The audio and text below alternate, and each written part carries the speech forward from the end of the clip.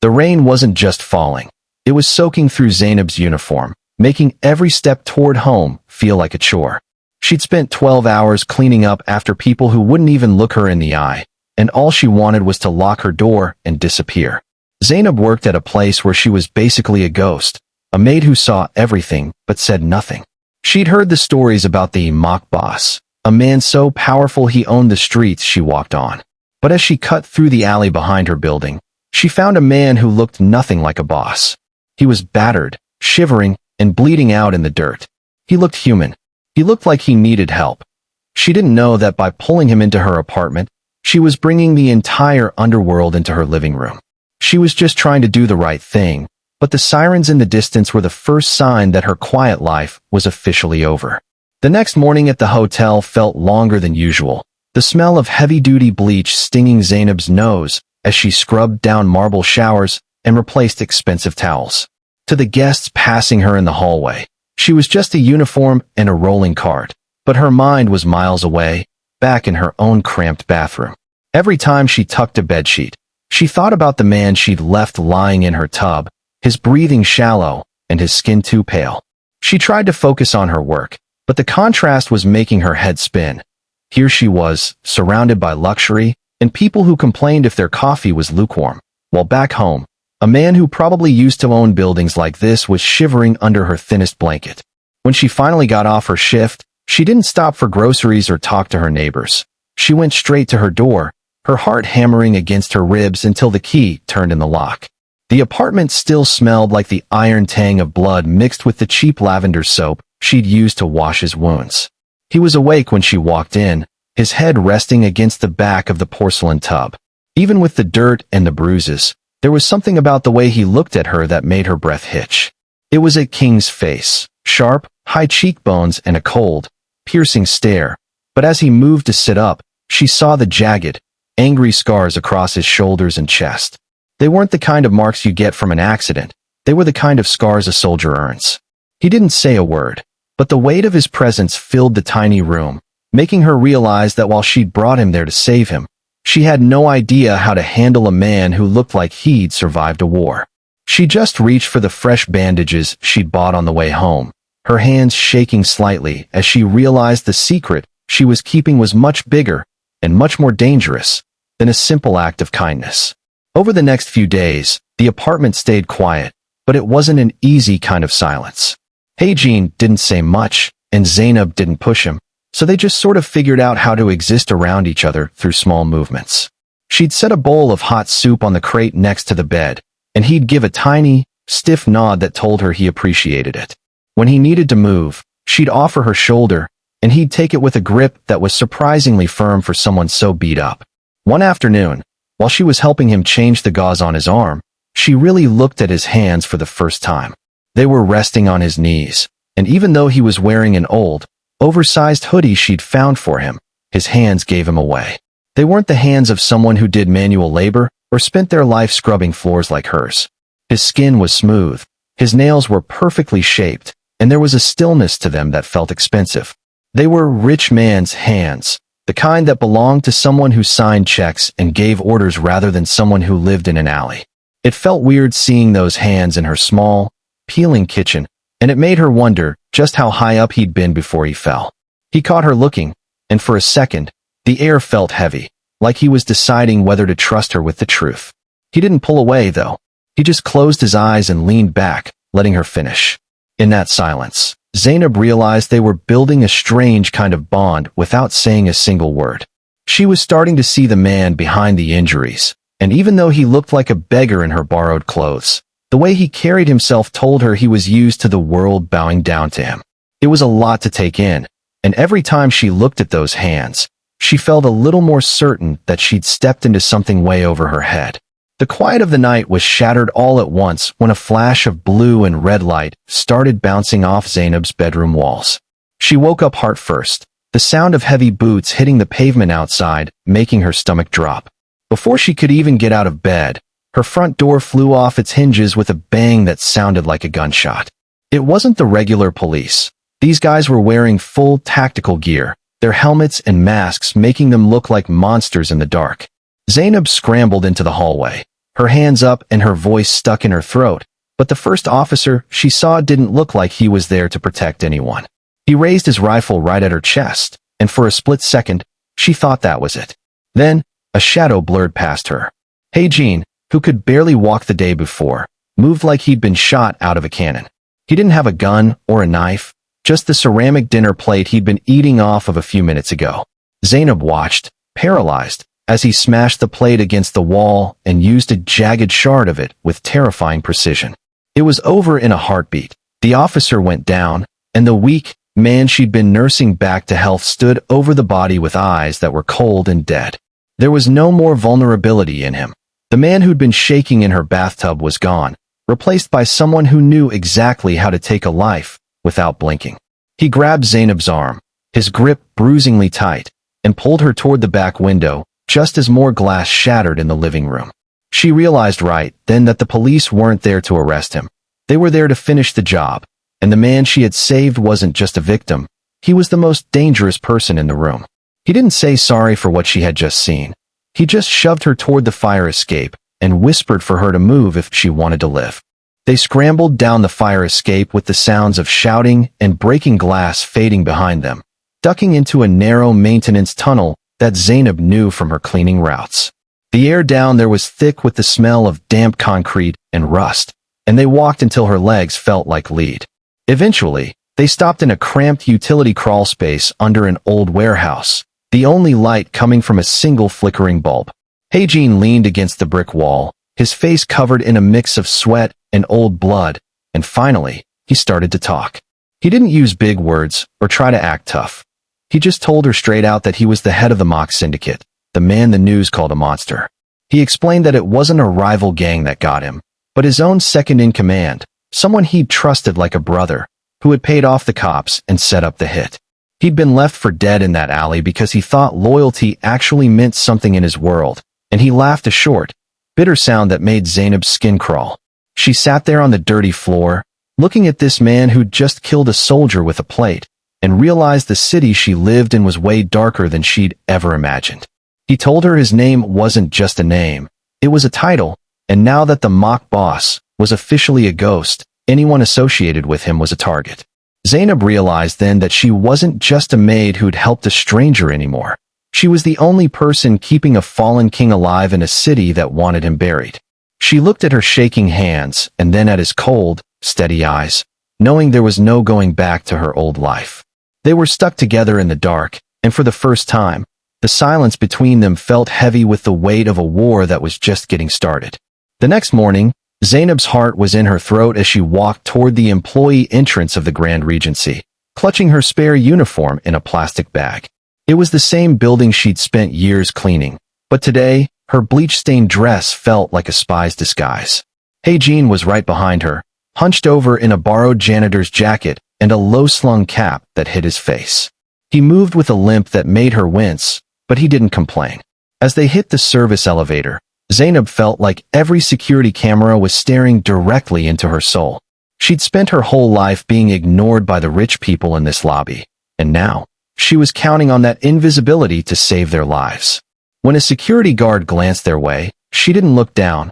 She just gripped her cleaning cart and started complaining about a leaky toilet on the 12th floor, acting like just another tired worker ready for her shift to end. The guard just rolled his eyes and waved them through, not even glancing at the janitor by her side. It was crazy how easy it was to slip past everyone when they didn't think you were worth noticing. They made it to the service corridor near the private suites, where Jean whispered that his last loyal men were being kept under house arrest by the new management. Zainab's hands were shaking as she swiped her master key card, the little green light on the door feeling like a win in a war she never asked to join. As the door clicked open, she saw the shift in Jean, his back straightened, and that cold, boss energy came flooding back. He stepped into the room, leaving the beggar version of himself in the hallway, and Zainab realized that while her uniform had gotten them in, she was now the only thing standing between a quiet maid's life and the middle of a bloodbath. She closed the door behind them, the click of the lock sounding a lot like a point of no return. They moved their base to an abandoned boiler room in the hotel's deepest basement, a place so hot and loud that nobody ever bothered to go down there. While Hae-jin sat in the flickering light of old monitors, tracing money and making silent phone calls, Zainab became his ghost in the floors above. Her job was cleaning, but it wasn't about dust anymore. It was about the things people left behind when they thought no one was looking. She'd linger in the hallways a little longer, listening to the panicked whispers of middle managers in the stairwells, or she'd check the trash bins in the executive suites for shredded memos and burner SIM cards.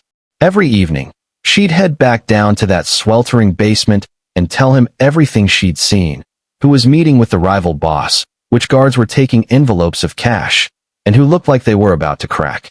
It felt weirdly natural, the way he'd listen to her with total focus, taking her observations and using them like a scalpel to cut away the people who'd betrayed him. He called it clearing the rot, and though he was still recovering, his voice got steadier and meaner with every bit of info she brought back. Zainab hated the lies she had to tell her coworkers, and the way her heart jumped every time a supervisor called her name. But she also felt a strange kind of power. For the first time in her life, she wasn't just fading into the wallpaper. She was the one providing the ammo for a man who was preparing to burn the whole system down. She'd watch him cross names off a mental list in the dark, and she realized they were a team now, even if their office was a concrete floor and their only weapon was the stuff everyone else was too proud to notice. Zainab knew she'd pushed her luck too far the second the service elevator didn't open on the lobby floor, but instead hummed quietly all the way up to the penthouse.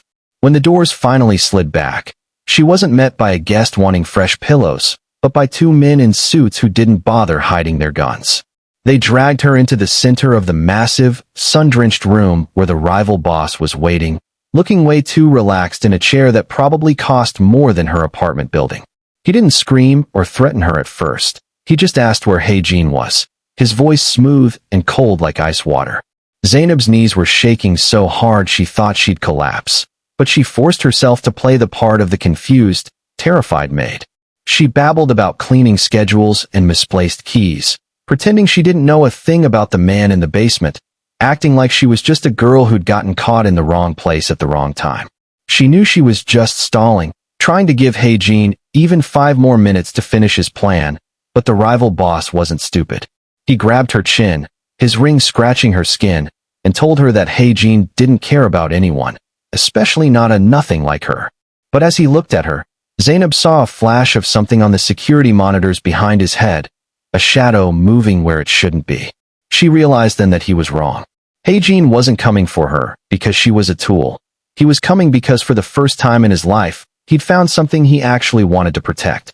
She felt a weird rush of calm go through her, realizing she was the shield he was finally willing to put his own life on the line for. She looked the rival boss right in the eye and told him a lie about the boiler room, leading him away from the real entrance just as the lights in the penthouse began to flicker and die. The war was at the door, and for the first time, she wasn't afraid to let it in. The drive to the mock estate was a blur of rain and nerves, with Zainab sitting in the back of a black SUV, still wearing her wrinkled maid's uniform. She didn't look like a threat, and that's exactly why it worked. When they reached the massive iron gates, she didn't hide. She just leaned out the window and showed the guards her employee badge from the hotel, claiming she'd been sent to help with the emergency cleaning after the night's chaos. They were so busy looking for a hitman that they didn't even think to check her pockets for the thumb drive Hae-jin had given her. Once she was inside the security hub, she didn't use a gun. She just used a spray bottle of industrial-strength cleaner to accidentally soak the main server rack, and while the guards were distracted by the sparks and the smoke, she jammed the drive into the backup port. The lights didn't just flicker this time. The whole estate went pitch black, and the high-tech locks on the front doors clicked open like a welcoming hand. That's when the silence broke. Hae-jin came through the front entrance not like a victim, but like a storm, moving with a lethal speed that made the earlier version of him seem like a dream. Zainab stayed low, tucked behind a heavy marble desk, watching as the shadows of the men who'd betrayed him were cut down one by one. It was loud and messy, the air filling with the smell of gunpowder and expensive cologne, but she didn't look away. She saw Hae-jin find the man who'd tried to kill him, and for a second, the room went completely still. There wasn't a big speech, just a final, heavy movement, and then it was over. As the backup generators kicked in, The red emergency lights bathed everything in a dull glow, and Hae-jin stood in the center of it all, looking back at her. He didn't look like a monster to her anymore, just a man who'd finally reclaimed his home, and as he reached out a hand to help her up, Zainab knew the invisible girl who'd started this night was gone for good. A few weeks later, the smell of bleach and cheap soap was finally a distant memory, replaced by the scent of expensive rain and cedar in the main office of the mock estate. Hae-jin was back in his chair, his suit sharp and his eyes steady, looking like the king he was always meant to be. He didn't rule with just fear anymore, though. He ruled with the kind of information that only someone who'd been invisible could gather. Zainab wasn't wearing a maid's uniform today. She was in a soft, dark dress that actually fit her, standing right there by his side, where she could see the whole city through the floor-to-ceiling glass. It felt strange to look down at the streets she used to scrub and realize she wasn't just another girl lost in the crowd anymore. When his men walked in, they didn't just bow to him. They looked at her with a kind of nervous respect, knowing she was the one who'd seen him at his weakest and didn't blink. Hae-jin would lean over and whisper a name or a detail to her, and she'd give him a small nod, acting as the eyes and ears he never knew he needed until he was dying in her bathtub. They didn't talk about that night in the alley much, but they didn't have to. Every time their hands brushed, or he looked her way to check her reaction before making a move, it was clear that the invisible girl had become his most trusted partner. She'd sheltered the storm when it was just a wounded man in the rain, and now, she was right there helping him guide it. As she looked out over the glowing lights of the city, Zainab realized her life would never be simple or quiet again, but as long as she was standing in the shadows with him, she wasn't afraid of the dark anymore. The biggest takeaway from Zainab and Hae-jin's story is that true power has nothing to do with the title, and visibility is a choice, not a status. In the real world, we often walk past the invisible people, the janitors, the baristas, the delivery drivers, without a second thought. We assume that because someone is serving us, they don't have influence or a story of their own. But as Zainab showed, the people who are overlooked are often the ones who see the most. They understand how the world actually works because they're the ones keeping it running while everyone else is too busy looking at themselves. The story also hits on a heavy truth about reckless empathy. Zainab's flaw was that she couldn't walk away from someone in pain, even when it was dangerous. In real life, being a good person isn't always easy or safe. Sometimes, doing the right thing means inviting a storm into your life. But the story suggests that loyalty and compassion are the only things that actually last when everything else falls apart. Hae-jin had all the money and power in the world, but it didn't save him from betrayal. What saved him was the kindness of a stranger who had nothing to gain from him. Ultimately, the moral is about mutual respect. It reminds us that the invisible aren't powerless. Never underestimate someone just because of their job. They might be the only ones who can help you when you're at your lowest. Kindness is a gamble worth taking. You never know if the person you help today will be the one standing by your side tomorrow. True loyalty is earned in the dark. Anyone can be your friend when you're winning, but the people who stay when you're broken in a bathtub are the only ones who actually matter. In a world that obsesses over who is the loudest or the richest, this story shows that the most impactful people are often the ones quietly watching from the shadows, waiting for the right moment to act. I really want to hear what you guys think about Zainab's choice. Would you have opened your door to a stranger like that? Drop your thoughts in the comments below, and don't forget to hit the like button and subscribe to Korean Syndicate Chronicles. I'm actually begging you to like, share, and subscribe today. It's not just about the numbers. It really helps this video reach more people all over the world. I truly believe more people need to hear this story because it has a real moral to it and teaches us something important about how our world works and how we treat each other. Thanks for watching, and I'll see you all real soon.